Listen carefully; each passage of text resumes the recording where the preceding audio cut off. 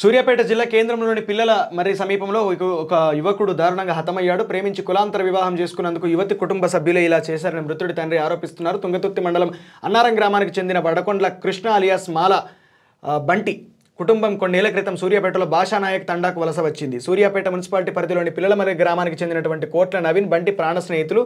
నవీన్ ఇంటికి బంటి తరచూ వస్తుండేవాడు. ఈ క్రమంలో నవీన్ చెల్లెలు భార్గవితో పరిచయం ఏర్పడి ప్రేమగా మారింది.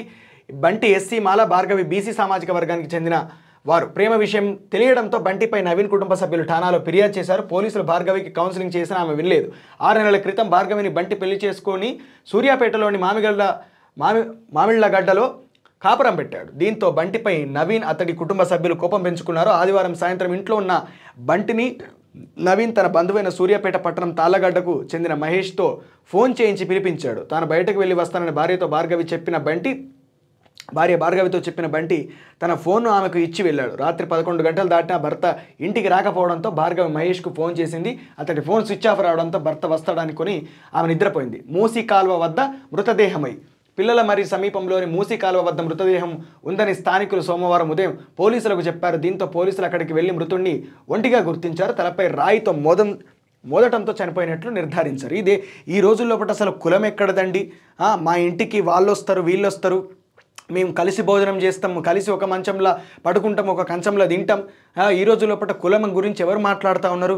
అసలు ఇదంతా మీరు నాన్సెన్స్ చేస్తున్నారని చెప్పి ప్రజాస్వామ్యవాదుల మీద, ఇట్లాంటి విషయాలు తెర మీదకి తీసుకొచ్చే వాళ్ళ మీద మాట్లాడే వాళ్లకు రోజుకు ఒక ఘటన. ఆ రోజు నాగమణి పరువు హత్య కావచ్చు, ఒక కానిస్టేబుల్ని కులాంతర వివాహం చేసుకుందని చెప్పి కులోన్మాదం తలకెక్కినటువంటి ఆమె తమ్ముడేవాడు 25 సంవత్సరాలు ఉండడు కావచ్చు, అతనే చంపేసిండు. ఇక్కడ ఈరోజు కులాంతర వివాహం చేసుకున్నందుకు ఎస్సీ మాల కాబట్టి ఆ వ్యక్తిని ఈరోజు హతమార్చడం జరిగింది.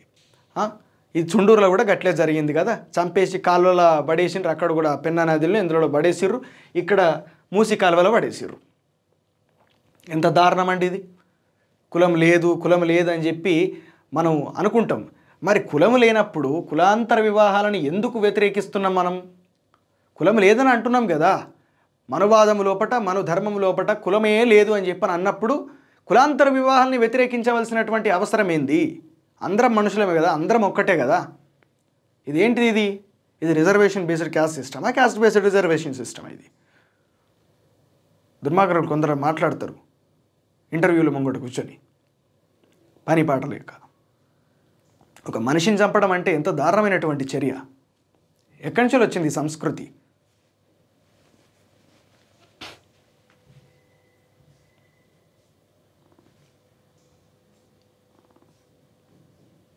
దారుణమైనటువంటి పరిస్థితి ఇది. ఈనాటికి కూడా ఇంత ఆధునిక ప్రపంచం లోపట ఇంత కుంచిత స్వభావాలు, ఆలోచనలు కలిగినటువంటి వ్యక్తులు ఉండటం, ఈ విధంగా హత్యలు జరగడం, పరువు హత్యలు జరగడం, కులం పేరుతోటి మనుషులని అమానవీయంగా హతమార్చడం అనేది ఈ సంస్కృతి ఎన్నడూ నశిస్తుంది? ఈ సంస్కృతి మూలాలు ఎన్నడూ నశిస్తాయి? ఇగో ఇక్కడ ఇట్టయితే ఇక్కడ ఇట్లా వివాహేతర సంబంధానికి అడ్డొస్తున్నాడని ప్రియుడితో కలిసి భర్తను చంపిన భార్య. వివాహేతర సంబంధానికి అడ్డొస్తున్నాడని కట్టుకున్న భర్తను కడతీర్చిందో భార్య. ప్రియుడు అతని మిత్రులతో కలిసి గొంతు కోసి కర్రతో తలపై బాది కిరాతకంగా చంపేసింది. సంగారెడ్డి జిల్లా హత్నూర మండలం పల్పనూరులో ఈ నెల 24వ ఈ ఘటన జరిగింది. కామారెడ్డి జిల్లా బిక్నూరు మండలం మల్లుపల్లికి చెందిన మాలె నారాయణ స్వగ్రామంలో భార్య పిల్లలను వదిలి సంగారెడ్డి జిల్లా హత్నూర మండలం రెడ్డిఖానా పూర్లో వ్యవసాయ అనుబంధ సంస్థలో పనిచేస్తున్నాడు. కొన్ని రోజుల నుంచి నారాయణ భార్య అతడి నుండే చోటుకి వచ్చి ఉంటుంది. భార్యకు మరో వ్యక్తితో వివాహేతర సంబంధం ఉన్న విషయం తెలుసుకున్న నారాయణ ఆమెను నిలదీయడంతో ఇద్దరి మధ్య గొడవ జరిగింది. దీంతో భర్త అడ్డు తొలగించుకోవాలని భావించి విపరీతంగా అతన్ని చంపేసింది. ఎంత దారుణం ఇది! ఎటుపోతున్నది రోజు రోజుకి ప్రపంచము?